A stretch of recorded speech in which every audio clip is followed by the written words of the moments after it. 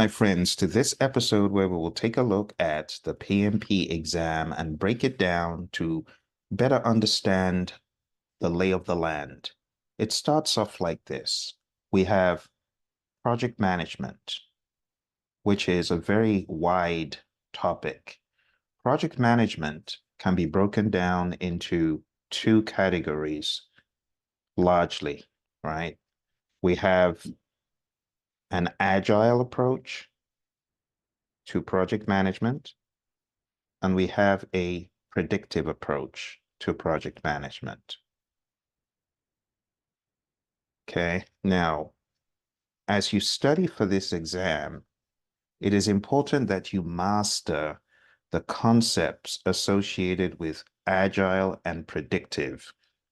The reason for that is both of these will contribute to another flavor of project management known as hybrid. But in order to get good with hybrid, you need to understand agile and predictive fluidly. Let's jump into the world of agile first. Now, for agile, you need to understand this. When we say agile, you need to understand that agile is predominantly all about a mindset to the world around you. So think agile, think mindset first. This mindset will, at the end of the day, affect your behavior. So instead of just thinking agile, you will start being agile in your behavior. And ultimately, it will become a culture in your world. And that's why when I teach Agile to my students, I first of all begin with the Agile Manifesto at agilemanifesto.org. That's your starting point. You need to understand the 4 values and the 12 principles. The 4 values at a very high level focus you on human interaction as being super important first over processes and tools, being focused on getting a working product as opposed to comprehensive documentation. We place more value on individuals and interactions. We place more value on working product. We place more value on customer collaboration over contract negotiation. We place more value on responding to change over following a plan. This philosophy drives everything else. And in the 12 principles, I won't go into all of them, but the number one principle is our highest priority is to satisfy the customer. So when we talk about agile, we are so hyper-focused on our customers' satisfaction. Everything that we do is propelled towards customer satisfaction through delivery of value. Okay, now for your exam, there are a number of things that you want to focus on as you read Agile, as you study Agile. I'm going to put some of these here. Number one, you got to understand, as I said, manifesto, the values and the principles. 4 values, 12 principles. Next thing I want you to really hammer down on is your understanding of Scrum. Scrum has a 3-5-3 configuration. Scrum is a framework. You need to understand that this is a framework, okay? A framework that is flexible and fluid for you to add things within certain limits, okay? I go more into that in the class, but at this level, you need to understand Agile is a mindset. The manifesto, values and principles guide us to be agile in all that we do. Scrum as a framework helps us embody the principles and the mindset and to practice those things through a framework. Now, in addition to Scrum, I need you to understand the concept of Kanban, because Kanban is another framework, if you will. And through this framework, we want to limit our WIP. We have a display, the Kanban board. You need to understand what the Kanban board is all about. The Kanban board is a transparent way of showing what is happening at any point in time, similar to the concept of the backlog used in Scrum. As you study for this exam, my friends, you also need to add your understanding of lead time and cycle time. And as you study Kanban, this will help you. Now, remember, as we're studying Scrum, there's going to be other things that come into play within Scrum. So even though this is not technically part of Scrum, you need to understand the concept of user stories for your exam, right? You need to understand what this 353 is all about. So we're talking about the sprint planning, the daily Scrum, the sprint review, and the sprint retrospective. Understand all those. You also should understand things not talked about here, like in the world of the PMI, they talk about backlog refinement in the Agile Practice Guide. Understand that. Understand the concept of servant leadership. Understand the concept of backlog preparation. These are things talked about in the Agile Practice Guide. And for that reason, I am going to add to the list of things I want you to do here the study of the Agile Practice Guide. So let's do that, the study of the Agile Practice Guide from the PMI. Okay. I also want you to add to this as you study Scrum.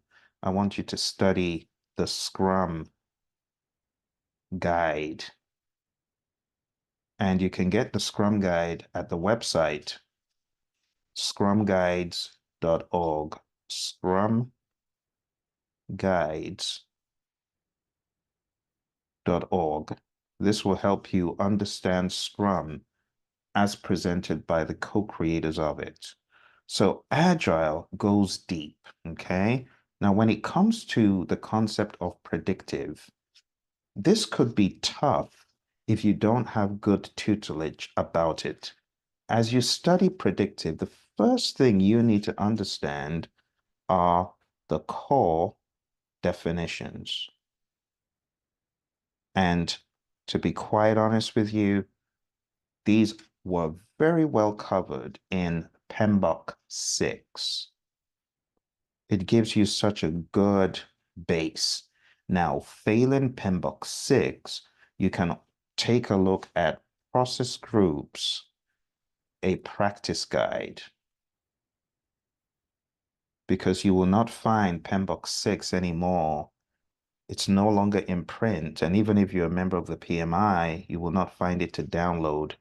What you're going to find is the 7th edition, which has its place, right? The 7th edition is, of course, where you want to go to understand the 12 principles, okay, of project management. Understand the 12 principles in PMBOK 7. All right. Now, I have a book where I tackle predictive really deep, and this is called Project Management Essentials. I'm going to endeavor to put a link below. If you don't see it, please alert me, and I will put it there for you because predictive is a beast, and it's hard to navigate if you don't have expert help.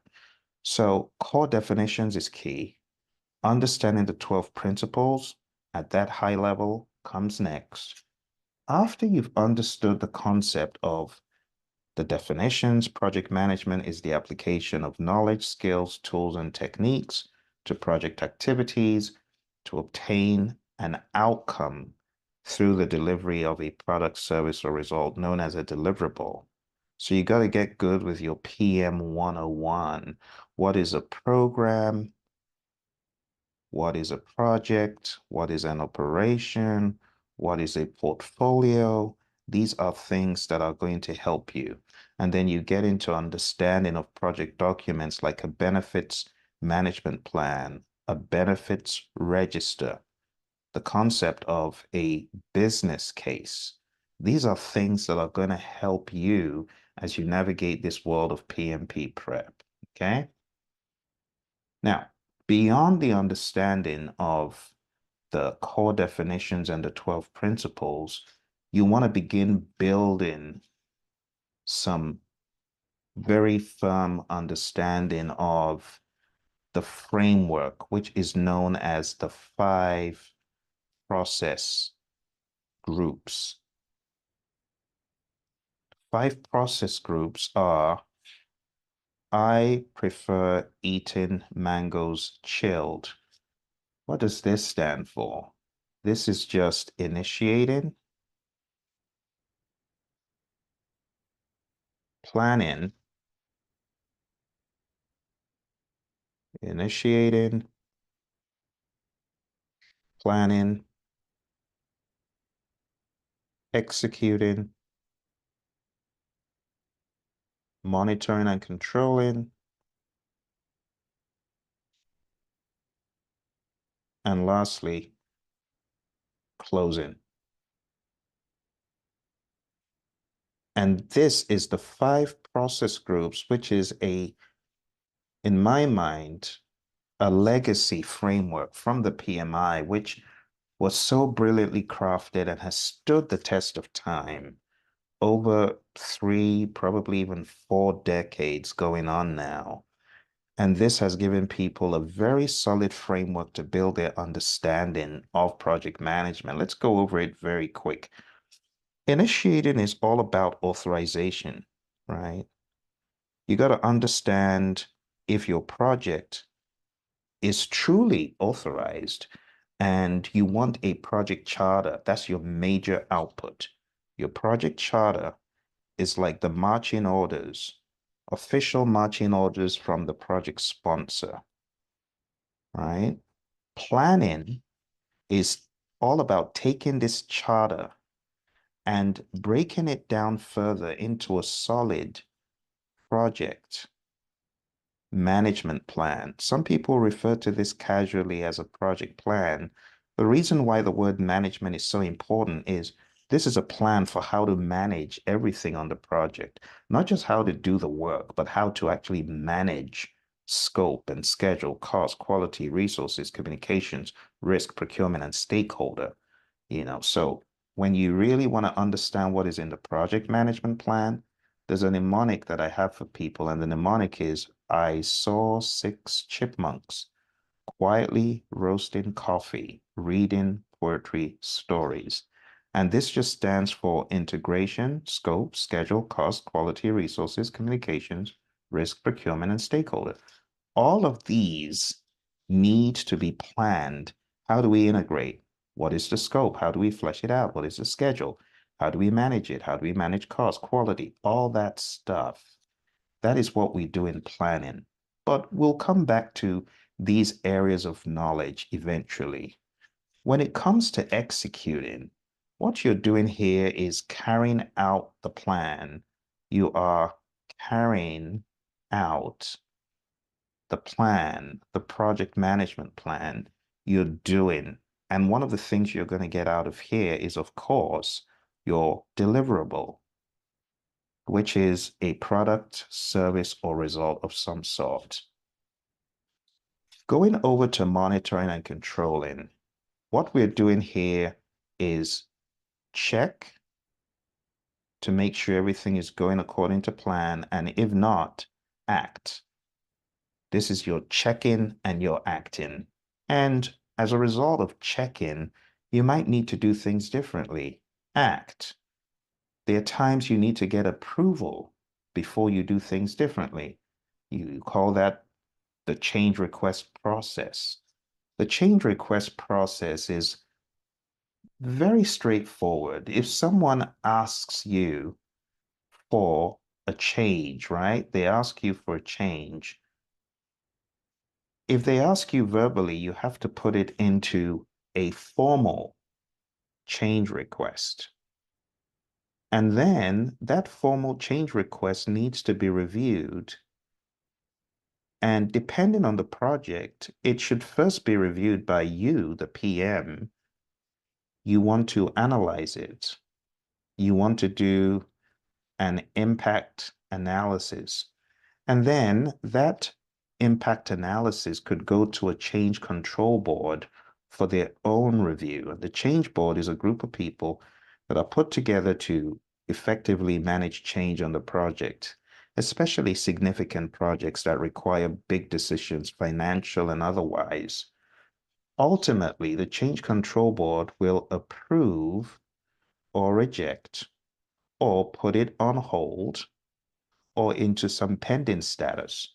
But ultimately, a decision will be made whether it's approve or reject. So it's either going to be approve or it's going to be reject. If it's approved, then you do it. If it's rejected, then of course you don't do it. But there's one step that is important, and that is to document. In other words, you update the change log. You update the change log, and if it is approved, then you execute it, right? And these things, as you can see, are all happening within the confines of monitoring and controlling. So each one of these areas, my friends, what makes the PMP exam rather interesting is you could dig deeper into all of these areas.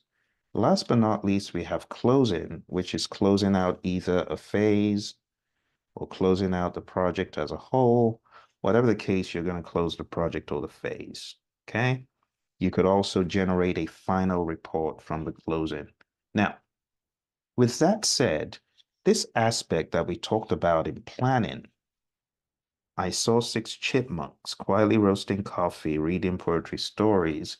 This is actually another way of breaking down the areas on the exam, if you will, or project management in general. Now, we don't call them groups, we call them areas. We call them knowledge areas. So this last piece that I want to go into here, we're going to call these knowledge areas. So let's have the knowledge areas over here. And these are again part of the PMI's legacy classic. This is classic. I mean, it's like you know, you got a vehicle from the 60s and 50s and 40s. This is like vintage stuff. Now, I'm not saying knowledge areas are from the 50s. Yeah, they kind of grew from the 60s, 70s, 80s, you know, and they got to where we are today. In fact, if you wanted to argue, you could say from the early 1900s, you know, there's been the likes of Henry L. Gantt and uh, Frederick Taylor and people like that responsible for scope and schedule coming to what it is today, and many other names we won't go into. But the summary is this. In knowledge areas, you have this breakdown. Here's another mnemonic. I saw six Cubans quietly rolling cigars, really puffing smoke. It's a mnemonic for visual, okay? I'm not saying go get nicotine. That's not what I'm saying. I'm just giving you alternatives. So you could use a chipmunks or you could use the Cuban mnemonic. A lot of my students, for some reason, they love the Cuban mnemonic because it's quite visual. Okay, so we have integration. What is integration? Integration is the weaving together of all the elements of the project into one cohesive whole. In integration, there are seven things talked about. You develop the project charter. You develop a project management plan. You direct and manage the project work. You manage project knowledge. You monitor and control the project work. And you close. But before you close, You perform integrated change control, close project or phase. You can see this gets quite involved. 1, 2, 3, 4, 5, 6, 7 things. Now, you need to know what you're doing in these 7 things. You can't jump into your exam with some nebulous idea of integration as weaving together and that suffices. No, you got to go deeper, okay? So my advice to you, get the essentials book, open it up, and one by one, take down every one of these processes. I'm going to put a link below so that you got a document that can help you make sense out of the seemingly difficult information, make sense out of what seems to be nonsense. But I guarantee you, this is not nonsense. This is stuff I've practiced in the real world. This is how a lot of Fortune 500s operate. The next area is scope. And scope is all about defining what needs to be done and managing just that. Now, if we break scope down, there are 6 things. You want to, first of all, plan scope management. You collect requirements. You define the scope. You create the WBS. Validate scope is where your customer approves whatever has been created, and you have control scope. You have 1, 2, 3, 4, 5, 6 things. Now let's pause for effect and zoom out. You see, it's like a map when you go to the mall and it says you are here. Do you see how deep this goes, my friends? This goes deep. And what I'm doing now, I tell you, you don't find a lot of videos that do this. So I want you to big this up by giving it a like. I want you to help me by subscribing to the channel. And I want you to share this with one of your friends that's pulling their hair out about this crazy exam. Because I'm giving you a method to the madness right now. Okay. So we've talked about integration and scope. Very quickly, let's go into all the other areas. Schedule. Schedule management is all about the timeline. And when we talk about the timeline, it means you are defining the timeline. You are charting the course. There's 6 things you need to do here. We plan, schedule management. We define activities, sequence the activities, estimate the activity durations, we develop the schedule, and then we control the schedule. 1, 2, 3, 4, 5, 6 things. Then we move to the next area, which is cost. In cost, we plan cost management, we estimate costs, we determine the budget, and we control the cost. 1, 2, 3, 4 things you do in cost. Then we move into the area of quality. Quality is pretty straightforward. There are 3 things we do. We plan quality management, we manage quality, and we control quality. Plan quality management, we develop a plan for how to manage quality. Manage quality, we carry out the plan with quality audits and problem solving if things are going off. And then control quality is where the inspection happens from you, the performing organization. Now, control quality is very tightly linked with validate scope. Why is that? Why is this linkage? It's because in validate scope, your customer is checking the deliverable after you have done control quality where you checked the deliverable. So there is a method to this seemingly madhouse. There's a way we do things, and we're doing things for a reason. Next, we have resource management. Resource management, again, is another beastly one because there are 6 things that happen. And before you exam, you just need to understand all 6. We plan resource management. We estimate activity resources. We acquire resources. We develop the team. We manage the team. And we control the physical resources. Number 1, we create a resource management plan. Number 2, we estimate the human equipment, material supplies, and facility resources. Number 3, we acquire those resources.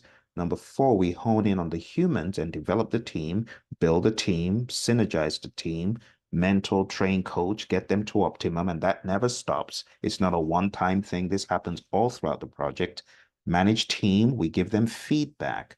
We help guide them. Manage is all about helping the team get to its optimum. The word manage can be a bit misleading because we also espouse leadership ideas here to big the team up, to inspire, to motivate, to encourage, to direct, to keep team structure in place and things like that. Now, control resources is really all about the physical resources, making sure that they were used as planned, they were available as planned, and things like that. Next one we have is communications.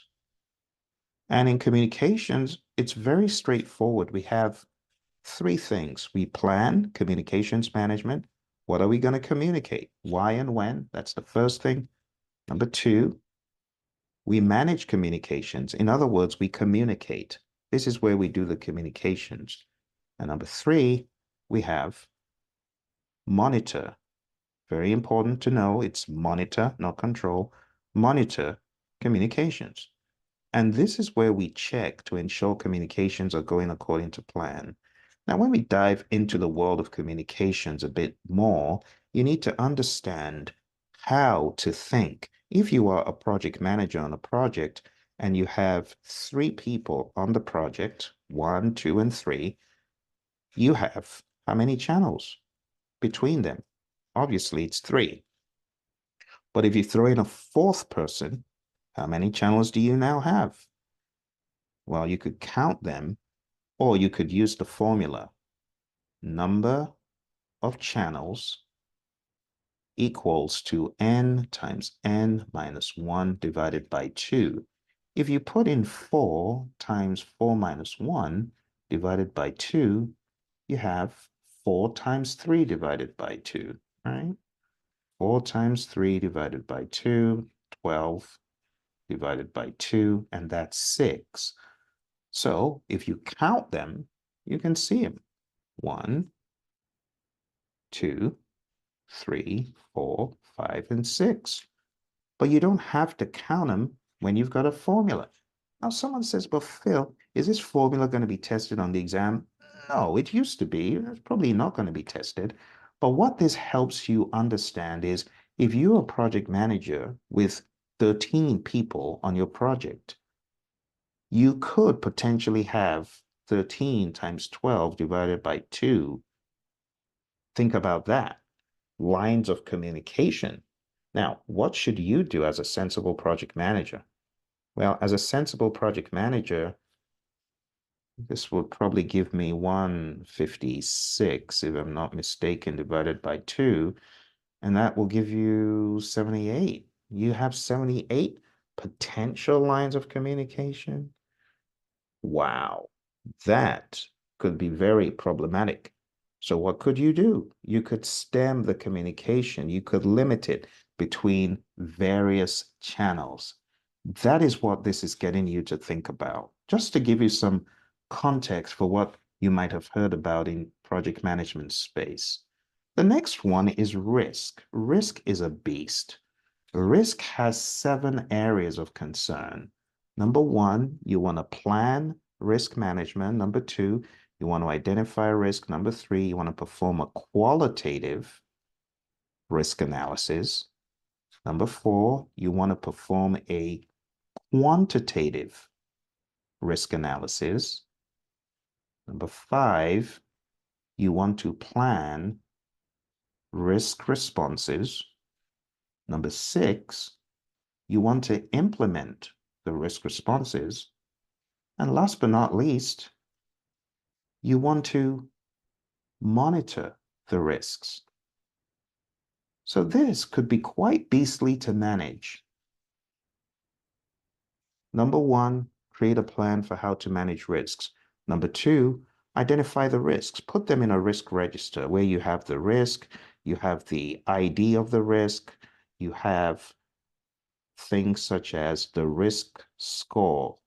You have the person assigned. You could say, you have the risk owner, you have the risk action owner, and many things like that, which I won't get into here because this risk register is going to be populated all throughout the project. Okay, so in here, qualitative risk analysis, that's going to be our risk score. Quantitative risk analysis, we could also have the expected monetary value, which we get from there. And that could be something else, on and on. The risk response, you could also plan the risk response. Are we going to accept? Are we going to transfer? Are we going to escalate?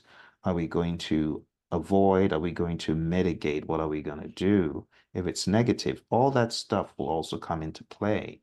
So this, my friend, is not a one-time thing. This happens all throughout the project. We're always thinking about risk. We should. Now, when it comes to quantitative risk analysis, be aware that quantitative is different from qualitative. Qualitative risk analysis is very similar to this, right? Qualitative risk analysis in the area of the risk score, we could have the probability rating and the impact rating. If the probability rating is a 5 and the impact rating is a 2, then the risk score, and this is qualitative. Remember, this is qualitative. The risk score is going to be the probability rating times the impact rating, and that will give you a 10. If you had another risk of a 3 and a 5, then the risk score would be a 15. This score is qualitative. It is not absolutely quantitative. It's on a scale. That's not quantitative. That's qualitative. Now, quantitative is different. In quantitative risk analysis, we're talking about absolute probability and impact. So if there's a risk with a probability of happening being 30%, and let's say the impact from expert judgment or from historical discovery is 50,000, then what we call the expected monetary value or risk magnitude, right, is going to be equal to probability times impact. But remember, this is in percentage times the dollars. So this is going to be in dollars, and this would be 15,000, right? That would be 15K. This would be your expected monetary value, or people would say exposure for that risk event, if you will. Now, this is a bit of a primitive way of looking at it, but for your exam, it's important you understand risk score is not quantitative. Expected monetary value is. That's a little bit deeper than what I would expect to find on the exam, but nonetheless, it is helpful to know it, okay? That's number 4. Number 5 is planning risk responses. When you're planning risk responses, you have the option of positive risks being attacked or negative risks being attacked. And when I say attack, you got to go after these things, right? Especially if you got a big old positive risk and you're just leaving it on the table. That's dumb. Go after it. So for positive risks, we have the easy approach, EASEE. And what does this mean? You can escalate, you can accept, you can share, you can exploit, or you can enhance. And that's what I call the easy mnemonic for positive risks. Or you could A-team it if it's negative. What do I mean by A-team? Well, again, you can avoid, that's the A. You could transfer, you could escalate, you could accept, or you could mitigate. And that's what the A-team mnemonic is. But A-team is for negative, easy is for positive. And that's how you think of planning risk responses. Then number 6, you would implement the risk responses. And number 7, you would monitor the risks to make sure that they do not go beyond what you initially thought. And if they do, you need to update your risk register. Okay. Now, a very good view of what a risk register could look like is something like this, right? You have so many potential fields. I can't go into all of them here, but I can give you some ideas, right?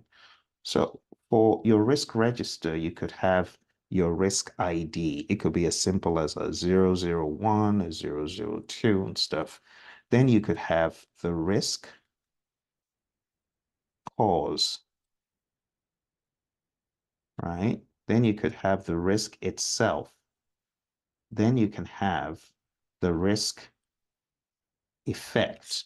And these are things you want to discuss with the team. So when you have this kind of framework for risk, it just helps you do a thorough job. Let me give you a simple example. The risk is a fall on the job site. The cause is a wet floor. The risk effect described could be broken bones, injury, lawsuit, things like that, right? Things like that. And that's how you want to think when you are looking at your risk. Cause, risk, effect, not just the risk on its own, but it's the cause, the risk, and the effect. Okay, that's the general idea. Now, you get into the probability rating, the impact rating, and in my example, on a scale of, let's say, 1 to 5, right? You could say it's a 3 and a 4. And then you have the risk score, and that would be a 12. Okay. Then you go a step further, and you don't always have to, but you could have the concept of quantitative risk analysis. So you can see this is becoming very, very intense. And that's why on a lot of projects, people try to stay away from a risk register because they're scared of how big it looks. But this is good stuff on a predictive project, right? So we have the probability in percent, we have the impact in dollars, and then we have what we call the risk magnitude, which is the same as the EMV per risk. And then we could roll that up at the end, but you could have like a 0.4, which is a 40% probability.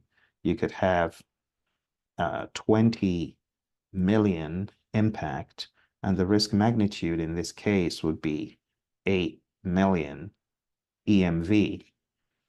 Then the next thing you should think of is the risk owner. You could have actually done this earlier. You could have a risk owner to own the entire thing. You could have a risk action owner who carries out the legwork, depending on what you decide to do, right? So we could have a risk owner and a risk action owner. But in addition to this, you want to have your risk response. Your risk response is what we've already looked at. So you could have the response, okay? And risk response. And your risk response is going to be one of those things we looked at. It's going to be one of the avoid, transfer, mitigate, all that. So risk response. I know some of you in your firms use this and you call it other things, but it's going to be the A team. Avoid, transfer, escalate, accept, mitigate. And you could say, okay, with this, we want to avoid, right? And you could have a description of the avoidance scheme. You could say, clear the floor and designate someone to be there 24/7. Designate uh, uh, a janitor 24/7 at the entrance. And that's your avoidance strategy. Your avoidance strategy is to make sure there's always someone there such that the floor never is wet. Now, you could say that's a mitigate, you could argue it, but assuming the person's doing a great job, that isn't avoidance. So you could have a risk response description, right? Risk response description. All right. And then lastly, you want to have a way of tracking. You want to have the status, right? And it could be open, it could be closed if that time window where the risk could happen has passed. So you want to have your status, and then you could have another field where just open comments. And you could have things like open commentaries from team members. You could have an update. You could have a lessons learned as far as that is concerned. There's so many things you could add to your risk register. But the summary, my friend, is you have a lot of fields to understand. So I'm hoping that going through risk with you is going to help you see it in a different light. All right. So remember where we are. You are here. We have come all the way from up here, going over every one of these, going over scope, schedule, cost, and so on. You kind of get the idea now. You see the 40,000 foot view. See quality over there, resource, right? Communication. And now we are on to risk, which we're finishing up here. Risk. And now we're going over, we'll just move up here now that we've got most of it done. We'll go over here and talk about the next one, which is procurement. And procurement is very straightforward.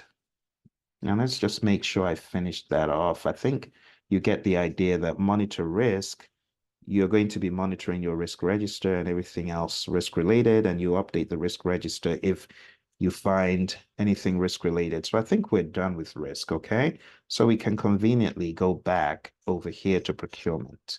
Three things: plan procurement management, conduct procurement,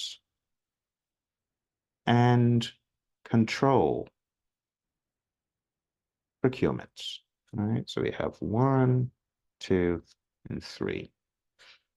Now, plan procurement management is, of course, planning if you need to make or buy something for the project. If you need to buy, that's when you have the possibility of a procurement, and that's when you move into conduct procurement, which is getting the proposals back and assessing the proposals and selecting a seller, awarding a contract.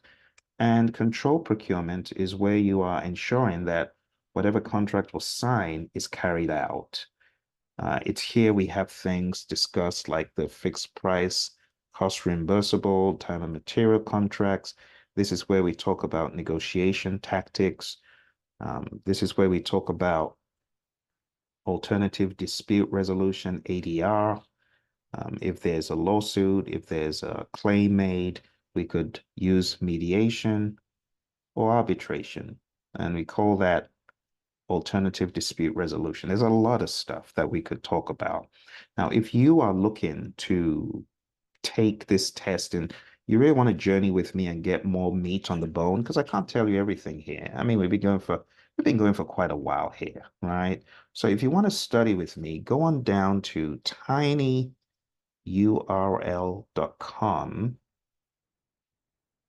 And this is for on demand. If you want to study on demand with me, okay?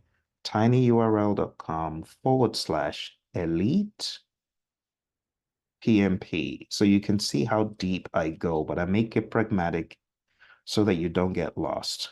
So think about your exam like this, right? This is below the surface. This is you over here.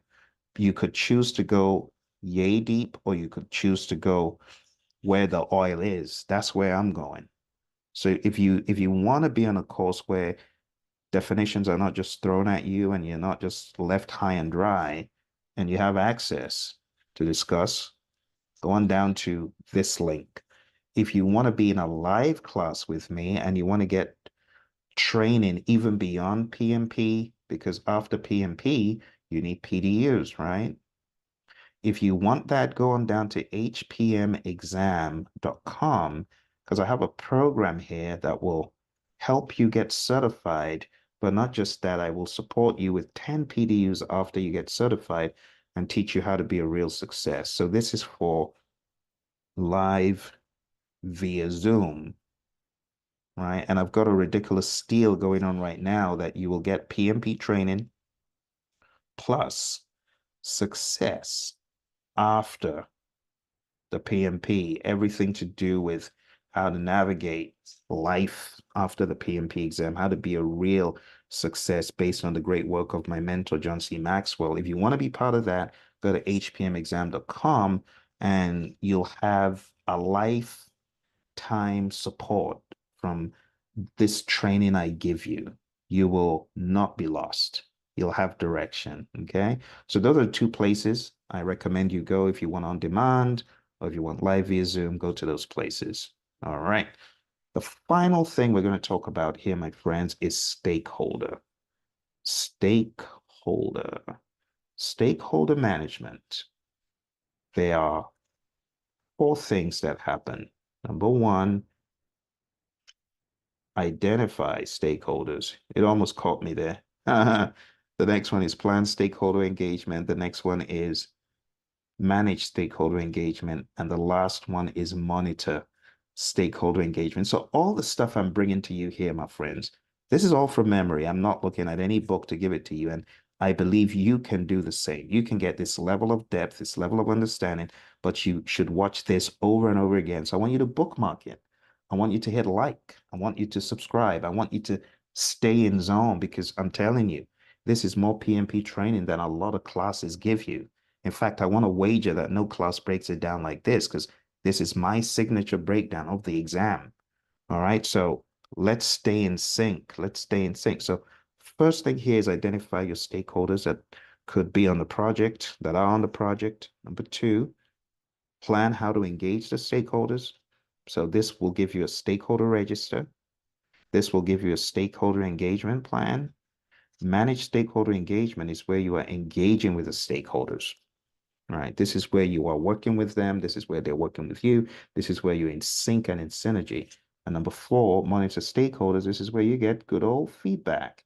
This is where you get feedback to know if you are engaging them right, if they are happy about things, and if not, take that information, put it back into the pipeline, replan stakeholder engagement, do again, and get feedback. And if the feedback is good, then sustain it, keep doing great things.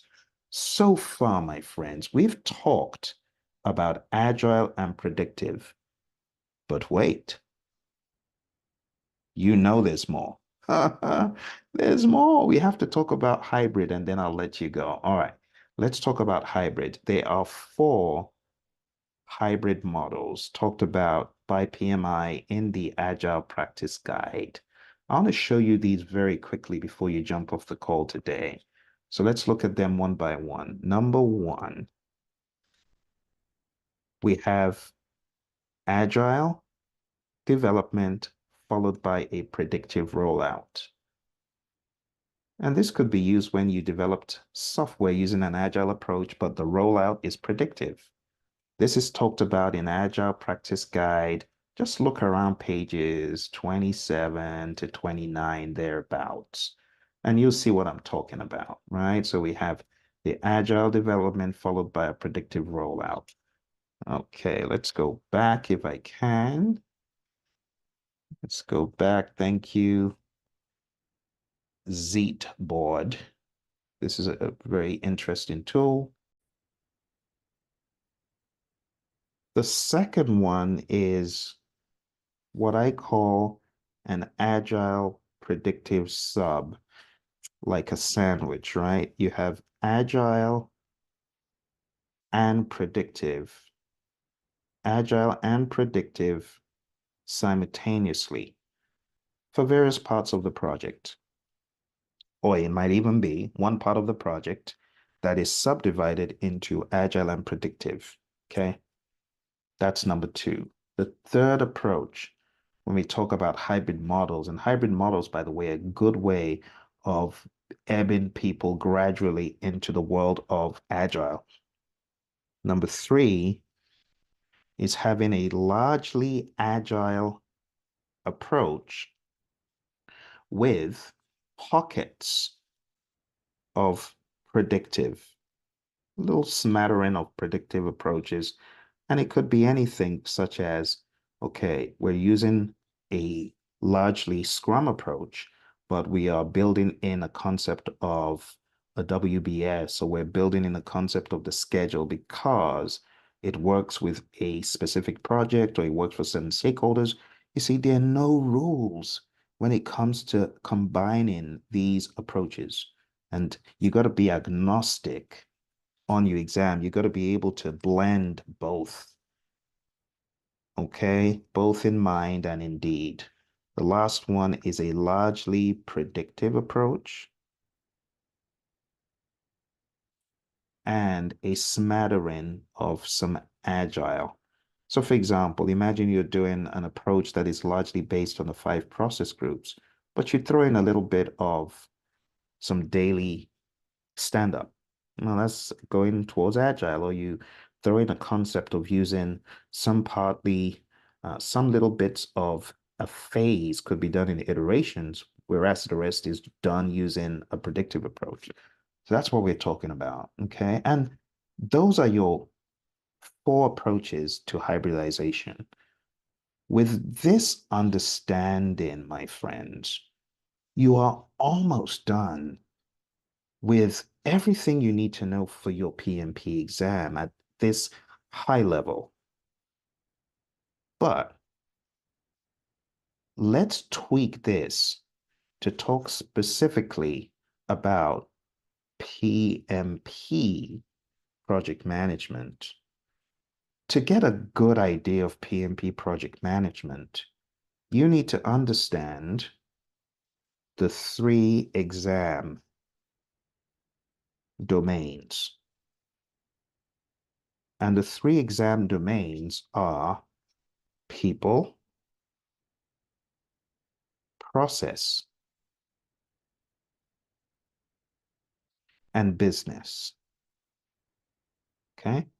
Now, you saw how deep I went in all these areas, my friends. People at a high level is all about humans on the project, how they interact, how they synergize, how they overcome the concept of conflict. Conflict is big, leadership is big, management of the team structure is big, coordination and facilitation, things like that, emotional intelligence. You need to get good with those. For process, a lot of the process stuff is covered in Scrum, Kanban, and the process groups and knowledge areas.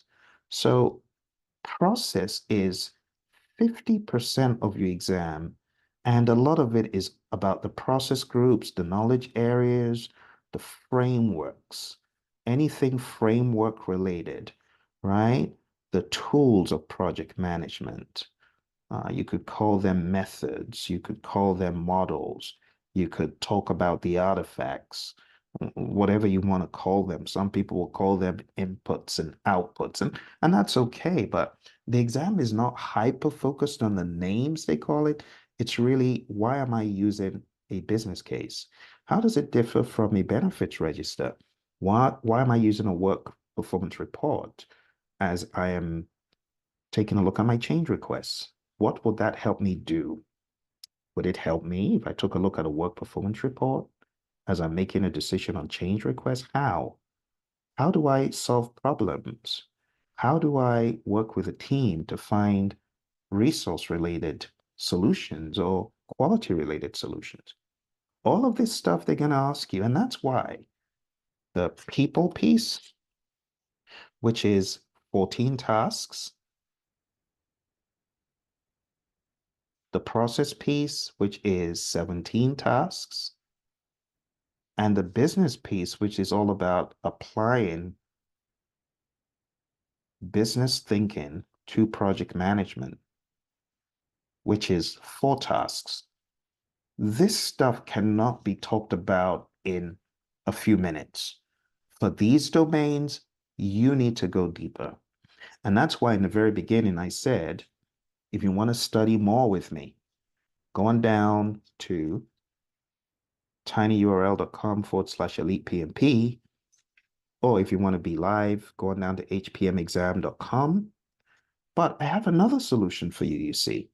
If you really want to go deep on the people, process, and business, I have a free solution for you. And this free solution, you can get it going down to the website. Just go on down to pmp.pmradio.org.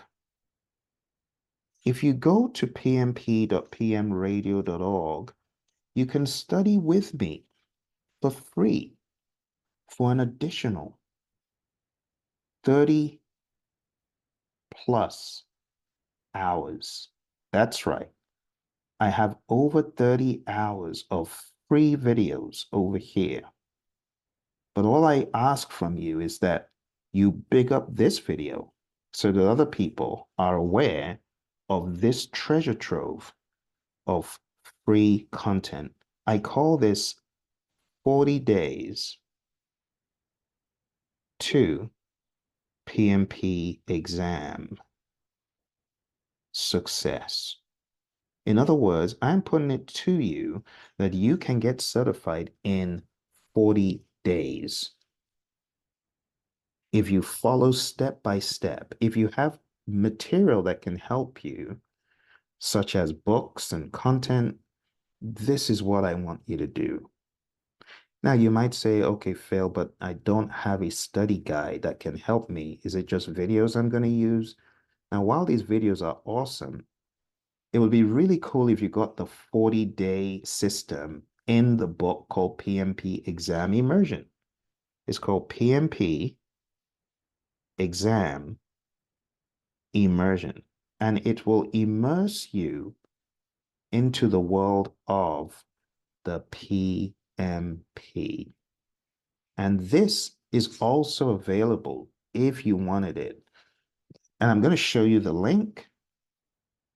And if you go on down to this link, immersion.pmradio.org, you can get this book called PMP Exam Immersion. This book comes with a workbook and other information that will help you go through the PMP exam content step by step by step over 40 days. And all you need to do is combine that with the other content that I showed you. And by the time you're done, you would have a very robust idea of the exam. You will have clarity. You will not feel like you're running all over the place. Because right now, I know a lot of folks feel that way. You feel, what am I doing? Where am I going? I have no clarity. But as I've shown you here, my friends, clarity on the exam is possible. It is possible. And when you come on the program, either in the book or in the classes, you will have more finesse, more class to your act as a project manager. So I hope you found this to be helpful. Hit the like button, subscribe so that we're in touch. Okay, and if you have any questions, please put them in the comments below. I wish you all the very best. You take care and bye for now.